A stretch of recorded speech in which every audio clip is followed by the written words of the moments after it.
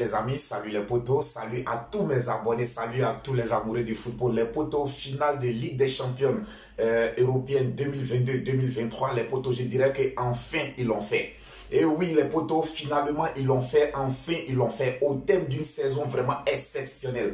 Je dirais qu'au thème d'une saison historique, Pep Guardiola et tous les joueurs de Manchester City ont pu permettre aujourd'hui aux Citizens de remporter la première Ligue des Champions de l'histoire du club.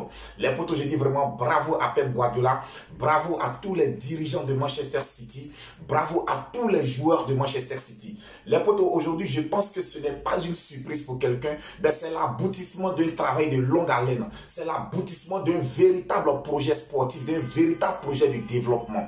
Oui, les potos, depuis l'arrivée des nouveaux propriétaires de Manchester City, on a vu que ces personnes avaient vraiment un véritable projet de développement. Ils avaient un projet de développement à long terme. Ils avaient véritablement un projet de développement à long terme. Aujourd'hui, Manchester City, malgré tous ces échecs, ils ont laissé le temps à Pep Guardiola de travailler. Ils ont laissé le temps à Pep Guardiola de travailler. Pep Guardiola a connu beaucoup d'échecs. Pep Guardiola a eu souvent à commettre des erreurs tactiques en tant qu'entraîneur. Mais cela n'a pas mis en danger son statut de manager de Manchester City. Les potos, suivez mon regard. Oui, les potos, on se souvient de la première finale du club perdu face à Chelsea. On se souvient que lors de cette finale, Pep Guardiola avait fait vraiment un classement vraiment, je ne trouve même pas de qualificatif pour qualifier le classement que Pep Guardiola avait fait ce jour-là face à Chelsea. Et cela avait coûté cher aux Citizens parce que Manchester City avait perdu cette finale sur le score de 1-0 face à Chelsea, face au club des Blues. Mais malgré cette défaite, malgré les erreurs tactiques de Pep Guardiola, les dirigeants Citizens n'ont pas limogé Pep Guardiola. Ça aurait été d'autres clubs. Suivez encore une fois de plus mon regard. Cela aurait été d'autres clubs. Je pense que Pep Guardiola, ce jour-là, allait perdre son poste de manager de Manchester City. Les dirigeants Citizens lui ont fait confiance. Ils lui ont permis de continuer le projet de développement. L'année dernière, on se souvient, lors de la demi-finale retour face au Real de Madrid, à quelques minutes de la fin du match, Pep Guardiola a fait des remplacements qui ont coûté cher à Manchester City, qui a permis à Manchester City de perdre le match retour au Santiago Bernabéu. Cette défaite a été critiquée par toute la presse anglaise. Cette défaite a été critiquée par toutes les chaînes de télé sportives du monde. Parce que les erreurs tactiques de Pep Guardiola étaient vraiment visibles. Mais malgré cela, les dirigeants Citizens ont décidé de garder Pep Guardiola à la tête de leur club. Et je dirais qu'aujourd'hui, ces dirigeants Citizens n'ont pas eu tort. Ils n'ont vraiment pas eu tort de faire confiance à Pep Guardiola. Ils n'ont pas eu tort de croire à leur projet. Les potos, quand je vous ai demandé de suivre mon regard, imaginez la première erreur de Pep Guardiola lors de la finale contre Chelsea. Si c'était du côté du Paris Saint-Germain, Pep Guardiola aurait été limogé après ce match-là. La deuxième erreur qu'il a faite l'année dernière face au Real de Madrid, ça aurait été le Paris Saint-Germain, Pep Guardiola aurait été limogé. Voici un club qui n'a aucune vision. Voici un club qui n'a aucun projet sportif à long terme. Voici un club qui est essentiellement basé, qui juge les entraîneurs saison après saison. Aucun projet. J'avais déjà souligné cela en début de saison. J'avais dit que Christophe Galtier était allé encore se sacrifier du côté du Paris Saint-Germain. Parce que c'est le club. Lorsqu'il n'arrive pas à remporter la Ligue des Champions, automatiquement pour eux, la solution c'est de changer d'entraîneur. Et voici Christophe Galtier qui est en train de payer encore les frais cette année. Donc aujourd'hui, c'est pour dire que si Manchester City remporte la première Ligue des Champions de son histoire, les potos, c'est l'aboutissement d'un travail de longue haleine, c'est l'aboutissement d'un projet de développement sportif qui a été très très bien élaboré. Et je dis félicitations. Félicitations aux propriétaires de Manchester City. Félicitations à Pep Guardiola. C'est vrai que c'est un entraîneur que j'aime pas, les potos. Je le dis toujours, je ne cesserai jamais de le dire. J'ai toujours décrié le côté raciste de Pep Guardiola. Et même aujourd'hui encore, les potos, il faut dire la vérité. Pep Guardiola a carrément écarté Riyad Mahrez de la liste des joueurs, de la liste de son équipe. Il a carrément écarté Riyad Mahrez. C'est-à-dire qu'aujourd'hui, Riyad Mahrez a été rétrogradé, je dirais même au 3e rang. Pour un joueur du talent, pour un joueur qui a du talent comme Riyad Mahrez, je dirais que pour moi, vraiment, c'est inacceptable. Et tout cela pourquoi? Parce qu'il lui fallait imposer Jacques Grealish. Les potos, soyons francs, de vous à moi, dites-moi, qu'est-ce que Jacques Grealish joue et que Riyad Mahrez ne peut pas apporter à cette équipe de Manchester City? Mais parce que Jacques Grealish est un Anglais, c'est un international anglais, alors il fallait l'imposer impérativement. Et Riyad Mahrez a été rétrogradé sur le banc des touches. Les potos, je vous parle de Riyad Mahrez. Je ne suis pas en train de vous parler de n'importe quel joueur. Je vous parle du champion d'Afrique. Je vous parle d'un joueur qui a gagné la Coupe d'Afrique des Nations. Je vous parle d'un joueur qui a gagné le championnat d'Angleterre avec Leicester. Leicester, une équipe insignifiante qui revenait de la 2e division. Riyad Mahrez a gagné le championnat anglais avec cette équipe de Leicester. Je vous parle de Riyad Mahrez, un joueur qui a déjà gagné le titre de meilleur joueur du championnat anglais. C'est de lui que je suis en train de parler. Aujourd'hui, Pep Guardiola, à cause de son côté raciste, il a rétrogradé Riyad Mahrez sur le banc des touches. Une finale aujourd'hui, une finale de Ligue des Champions. Les potos, dites-moi, durant toutes les 90 minutes, qu'est-ce que Jack Grealish a apporté à cette équipe citizen? On me dira que oui, sur le repli défensif, il est vraiment actif, il apporte beaucoup à son équipe sur le repli défensif. Mais Riyad Mahrez, ce n'est pas un joueur qui est avare. Ce n'est pas un joueur qui est avare dans les tâches défensives. Dans les tâches défensives, Riyad Mahrez participe, il est impliqué dans les tâches défensives de son équipe. Offensivement, il apporte encore un plus, un prix-value à son équipe. Dites-moi, Jacques Grealish, qu'est-ce qu'il a apporté à cette équipe? Et encore de surcroît. Lorsqu'il faut faire sortir aujourd'hui, lorsque Kevin De Bruyne se blesse à la 35e minute de la première mi-temps, là je me dis, les choses seront vraiment compliquées pour cette équipe de Manchester City. Oui, les potos, je me dis que les choses seront compliquées. Parce que souvenez-vous, les potos, lors de la finale contre Chelsea, le même Kevin De Bruyne s'était blessé pratiquement à la même époque. Pratiquement aux mêmes instants de la rencontre. Kevin De Bruyne s'était blessé lors de la finale contre Chelsea. Et cela avait permis à Chelsea de battre Manchester City. Aujourd'hui, lorsque l'histoire s'est répétée, je me suis dit, tiens, ce sera vraiment très très compliqué pour cette équipe de Manchester City. Aujourd'hui, on a vu que Pep Guardiola a vraiment appris de ses erreurs. Oui, il a appris de ses erreurs, les potos. Lors de la finale contre Chelsea, on a vu une équipe de Manchester City qui voulait encore démontrer à tout le monde entier que oui, Manchester City, lorsqu'ils jouent, ils doivent toujours avoir la possession des balles. Ils doivent toujours mettre la pression sur l'adversaire.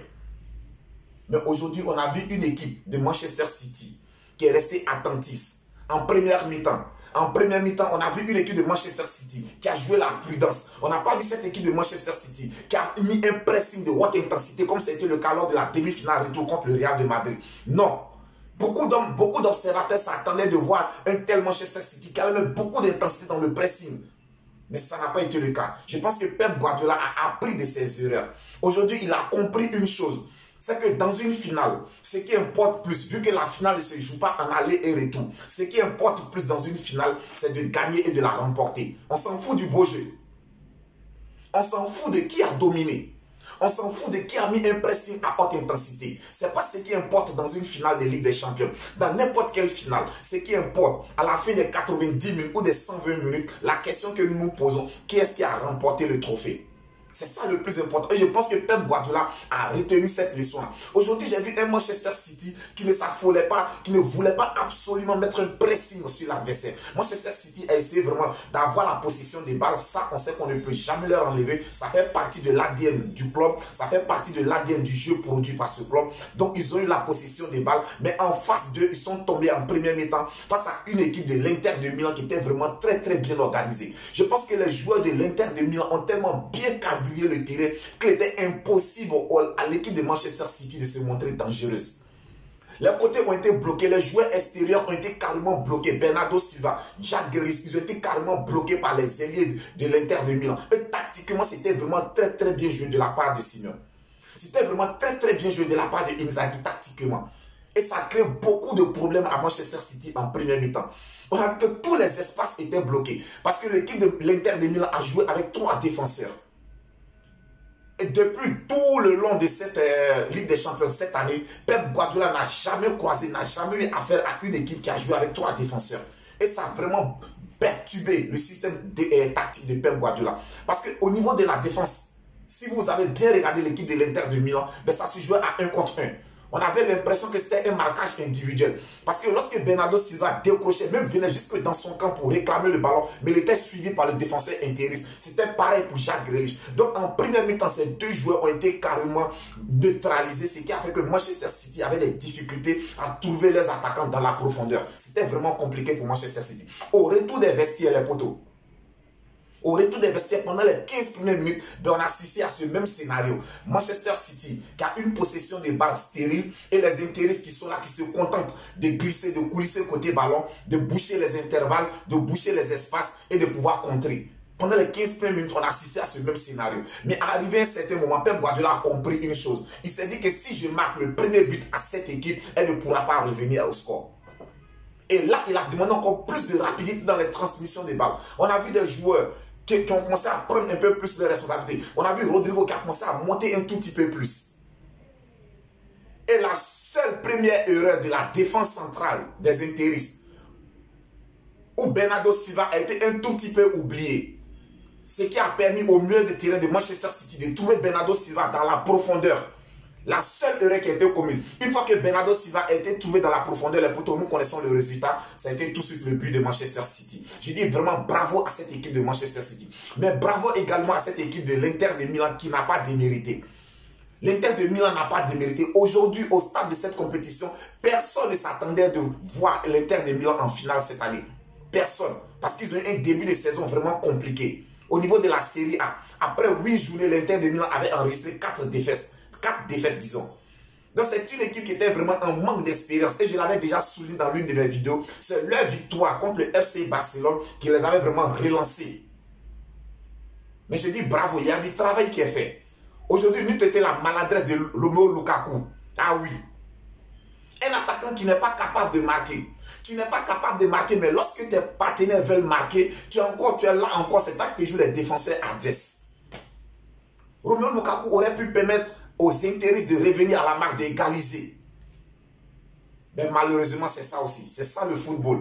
Et je tire vraiment mon chapeau à cette équipe de Manchester City. Je dis vraiment, c'est un triplé historique. C'était vraiment un triplé historique. À part le club de Chelsea, si je ne me trompe pas, je pense qu'aucun club anglais n'a encore réussi cela, le triplé historique. C'est-à-dire Premier League, FA Cup et Ligue des Champions. Je tire vraiment mon chapeau à ce club. Je tire vraiment mon chapeau aux dirigeants citizens. Je tire mon chapeau à Pep Guardiola vraiment pour tout le travail réalisé au sein de cette formation. Vraiment bravo. Je pense que c'est mérité. C'est mérité pour Manchester City aujourd'hui. Et je suis content pour le club parce que les potos, pourquoi est-ce que je suis content? On a vu derrière que le projet, lorsque tu fais toutes choses, quand tu entreprends quelque chose et que tu as un projet, tu as un plan, c'est sûr et certain que les résultats seront toujours positifs. Les résultats seront toujours positifs. Donc, ce qu'il faut retenir, c'est que Manchester City est le tout nouveau champion d'Europe de la Ligue des Champions. Je dirais malheureusement pour le club italien. Oui, malheureusement. Parce que l'Italie avait réussi l'exploit de placer 3 équipes dans les 3 grandes finales des compétitions européennes. Les Italiens avaient réussi cet exploit de placer une équipe en finale de l'Europa League, de placer une équipe en finale de la Ligue Conférence Europa et de placer une équipe en finale de la Ligue des Champions. L'Italie avait vraiment réussi cet exploit. Je pense qu'il y a longtemps, il y a quand même longtemps que le football italien n'avait pas atteint ce niveau-là. Mais malheureusement, sur les 3 clubs italiens qui ont été qualifiés dans les différentes finales, aucun club n'a pu remporter. Donc finalement, l'Italie finit cette saison avec 100 trophées. 100 trophées. Je dirais que 100 trophées. C'est vrai, c'est dommage. Mais quand même, ce qu'il faut retenir, c'est que le travail qui a été fourni au niveau des clubs italiens est à saluer. Placer 3 équipes en finale dans toutes les compétitions européennes, je dis que vraiment c'est à saluer. Il faut saluer le retour du football italien au premier plan. Il faut vraiment saluer le retour du football italien. Donc les potos, c'était tout. Manchester City remporte la Ligue des Champions 2022-2023. Il faut vraiment célébrer, savourer, laisser les joueurs, les citizens savourer cette victoire, les laisser savourer ce nouveau titre. Et les potos, pour terminer cette vidéo, nous allons parler également nous allons revenir sur le plan continental. Nous allons parler de la finale de la Ligue des Champions africaine, match retour qui opposera le Wydad Athletic Club de Casablanca à Al-Ali.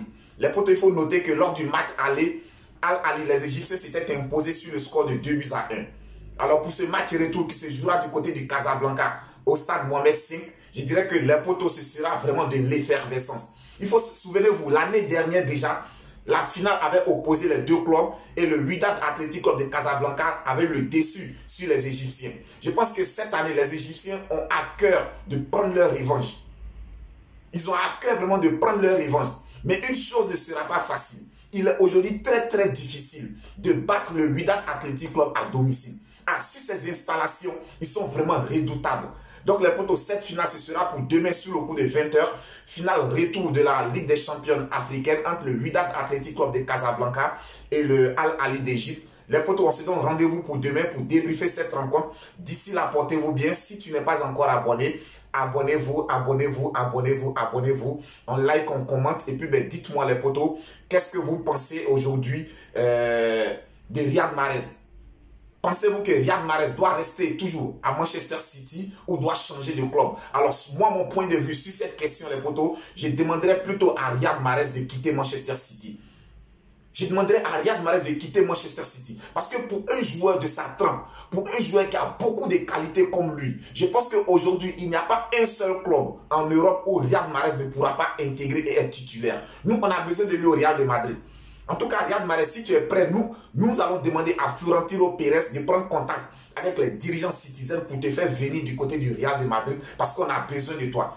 On a besoin de toi. Si Pep Guardiola ne connaît pas ta valeur, viens au Real de Madrid, on va lui montrer ce que tu vaux.